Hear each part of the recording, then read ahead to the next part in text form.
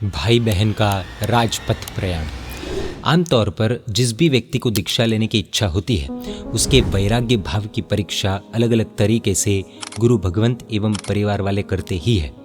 लेकिन आज हम एक ऐसे सत्वशाली मुमुक्षु के बारे में जानेंगे जिनकी परीक्षा गुरु भगवंत एवं परिवार वालों ने तो की ही, लेकिन उन्होंने खुद भी अपनी परीक्षा की। एवं एक और मुमुक्षु के बारे में भी जानेंगे जिनका स्वाध्याय एवं गुरु भक्ति गजब लेवल की है। तो आइए जानते हैं अरठवाड़ा निवासी संघवी गुणवंतीबाई मोहनलाल जी गादिया के पौत्र एवं पौत्री, अभी चेन्नई में स्थित सुश्रावक जितेंद्र भाई एवं पायल जी गादिया के सुपुत्र मुमुक्षु संघवी नमन भाई एवं सुपुत्री मुमुक्षु संघवी क्रिया बहन की इंस्पिरेशनल स्टोरी। आज से लगभग 5 से 6 साल पहले वर्ष 2019 में परम पूज्य कलापूर्ण सूर्यशजी महाराज साहब के समुदाय के परम पूज्य आचार्य भगवान श्रीमद विजय तीर्थ भद्र सूर्यशजी महाराज साहब की निश्रा में चेन्नई के पास श्री पेरम्बदूर एरिया में श्री पार्श्व पद्मावती गौशाला जैन मंदिर में उपदान तप का आयोजन किया गया था। नमन भाई और क्रिया बहन को उनके दादी श्रीमती गुणवंतीबाई मोहनलाल जी गादिया ने इस उपदान तप में जुड़ने की प्रेरणा की और वे दोनों उपदान में जुड़ गए। लेकिन तब क्रिया आदि की ज़्यादा हैबिट नहीं होने के कारण उपदान के दूसरे ही दिन नमन भाई की हिम्मत टूट गई और उन्हें वापस घर जाने की इच्छा हुई। लेकिन वहाँ पर विराजमान सभी महात्माओं ने उन्हें एंकरेज किया और उपदान कंटिन्यू रखने की प्रेरणा दी, जिसे नमन भाई ने स्वीकार किया और उपदान तब कंटिन्यू किया। उपदान के दौरान नमन भाई ने एक अभिग्रह लिया और जब तक अभिग्रह पूर्ण न हो तब तक नीवी वाले दिन एक आइटम से ही नीवी करने का संकल्प किया। आपको बता दें कि उपदान में एक दिन नीवी एक दिन उपवास करना होता है। नीवी अर्थात एक प्रकार का एकाशना समझ सकते हैं, यानी कि दिन में एक ही बार भोजन करना जिसमें फ्रूट्स वेजिटेबल्स का भी त्याग होता है। नमन भाई ने 4 नीवी सिर्फ एक आइटम से ही की और 5वीं नीवी के दिन उनका अभिग्रह पूर्ण हुआ।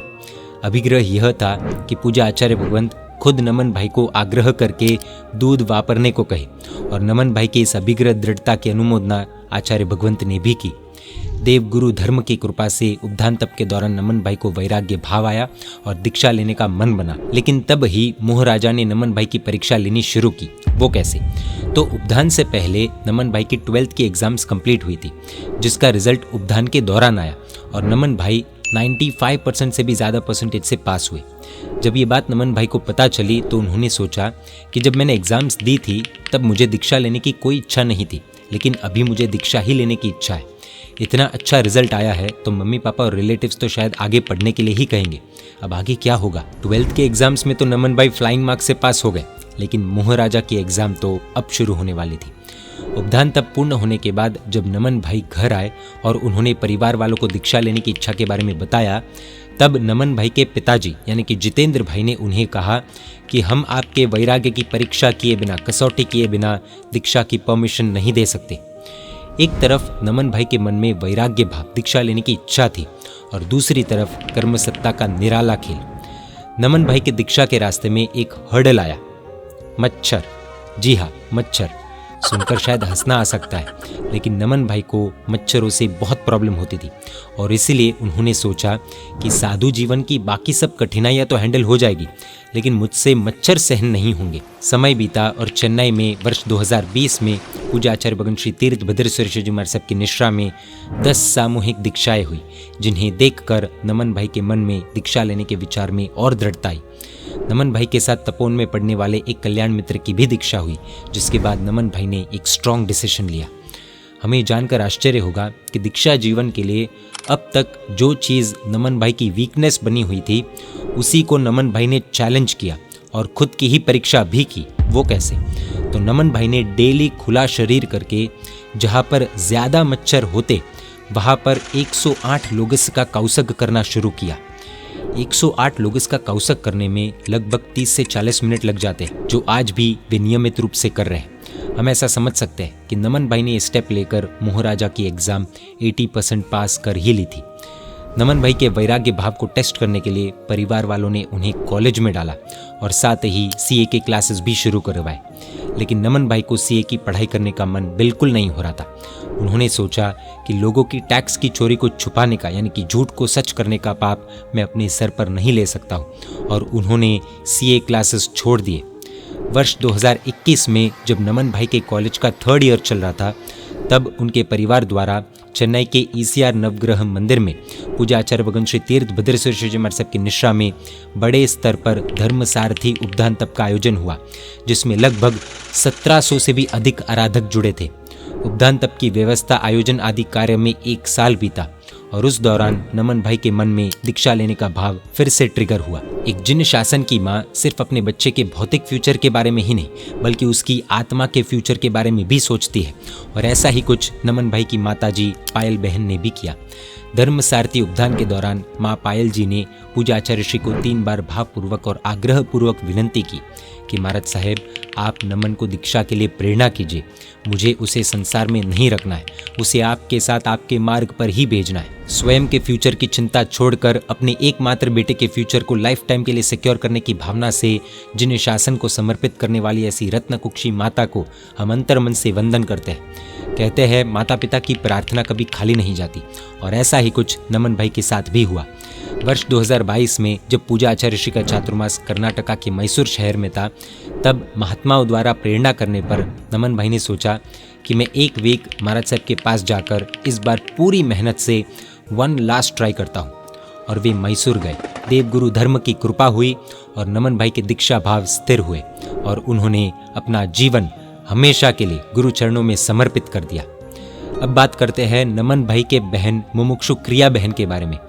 क्रिया बहन ने भी नमन भाई के साथ ही उपदान तप किया था और उपदान के दौरान साधु जीवन को करीब से जानने के बाद क्रिया बहन को भी दीक्षा लेने के भाव हो गए।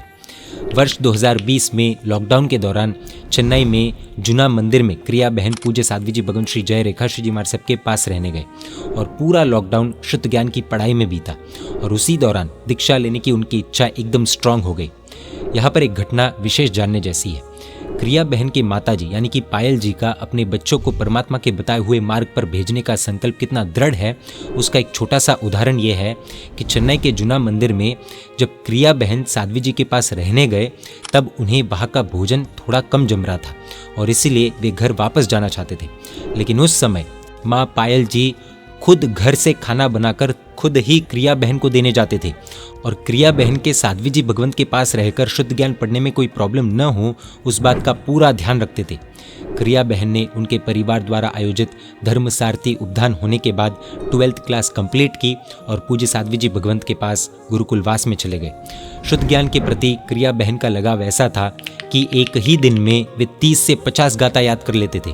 पूज्य आचार्य भगवान श्री के संयम जीवन के 46 ईयर्स कंप्लीट होने वाले दिन क्रिया बहन ने दोपहर 1:30 बजे से शाम 5 बजे तक के टाइम में 46 गाथा याद करके एक तरह से भेंट स्वरूप दी।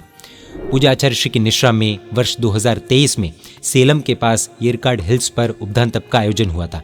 उस समय क्रिया बहन पूज्य साध्वी जी भगवंत के साथ चेन्नई से येरकाड के विहार में गए थे। तब पूज्य साध्वी जी भगवंत की तबीयत थोड़ी बिगड़ गई थी, जिसके कारण उन्हें व्हील चेयर का उपयोग करना जरूरी हो गया था। तब किसी व्हील चेयर वाली को बुलाने की बात हुई। तब ये क्रिया बहन ने कहा कि किसी को भी बुलाने की आवश्यकता नहीं है, मैं खुद पूज्य साध्वी जी भगवंत की व्हील चेयर चलाऊंगी। और यही क्रिया बहन ने येरकाड हिल्स तक यानी कि लगभग 350 से 400 किलोमीटर तक पूज्य साध्वी जी भगवंत की व्हील चेयर खुद चलाई और वैयावच का अद्भुत लाभ लिया। यह परिवार बहुत ही वेल सेटल्ड और श्रीमंत परिवार है, अनेकों सुकृतों में योगदान देता है। क्रिया बहन के एक फ़ोन कॉल पर इनके पिताजी सारे अरेंजमेंट्स कर सकते थे, लेकिन खुद क्रिया बहन ने ये पूरा लाभ लिया और पूज्य साध्वी जी भगवंत की वैयावच की। इसे ही हम कहते हैं नम्रता गुण। जानकारी के लिए बता दें कि मुमुक्षु नमन भाई और मुमुक्षु क्रिया बहन का परिवार भी ऐसे ही उत्तम भावों से भरा हुआ है और जिन शासन के प्रति अद्भुत रूप से समर्पित भी है। वो कैसे, तो आइए जानते हैं। मुमुक्षु के परिवार में रात्रि भोजन संपूर्ण रूप से बंद है और परिवार के कॉलेज में पढ़ने वाले यंगस्टर्स भी लगभग कैंटीन, रेस्टोरेंट्स आदि में मिलने वाली सभी अभक्ष्य खानपान से दूर ही रहते हैं। चातुर्मास के दौरान घर के सभी मेंबर्स डेली प्रतिक्रमण करते हैं। मुमुक्षु के पिताजी जितेंद्र भाई और चाचा जी ललित भाई घर पर ही कई ग्रंथों की पढ़ाई डेली करते हैं। ललित भाई को उनके ग्रुप में सभी लोग गुरुजी कहकर बुलाते हैं और जितेंद्र भाई चेन्नई की श्री वर्धमान कुंवर जैन संस्कार वाटिका की स्थापना से लेकर अब तक लगभग 120 जितनी संस्कार वाटिका के मैनेजमेंट में एक्टिवली इन्वॉल्व है। जितेंद्र भाई और पायल बहन ने श्री केसरवाड़ी जैन तीर्थ चेन्नई के उपधान में पहली मोक्षमाला पहनने का चढ़ावा लेकर सभी आराधकों के मोक्षमाला पहनने के बाद सबसे लास्ट में मोक्षमाला पहनी। नमन भाई और क्रिया बहन की दादी बचपन से ही उन्हें ये संस्कार देती थी कि आप दोनों को संसार में नहीं रहना है, आपको प्रभु के मार्ग पर ही जाना है। ऐसे उत्तम संस्कार देने वाले गादिया परिवार के रत्न मुमुक्षु नमन भाई और मुमुक्षु क्रिया बहन का राजपथ प्रयाण, यानी कि दोनों भाई बहन की दीक्षा मुंबई में परम पूजा आचार्य भगवान श्रीमद विजय तीर्थ भद्र सुरेश जी महाराज की निश्रा में तारीख 2 मार्च 2025 के दिन होगी। परमात्मा दोनों मुमुक्षु का संयम जीवन निर्विघ्न और निष्कंटक बनाए, यही प्रार्थना। जय जिन शासन, जय महावीर।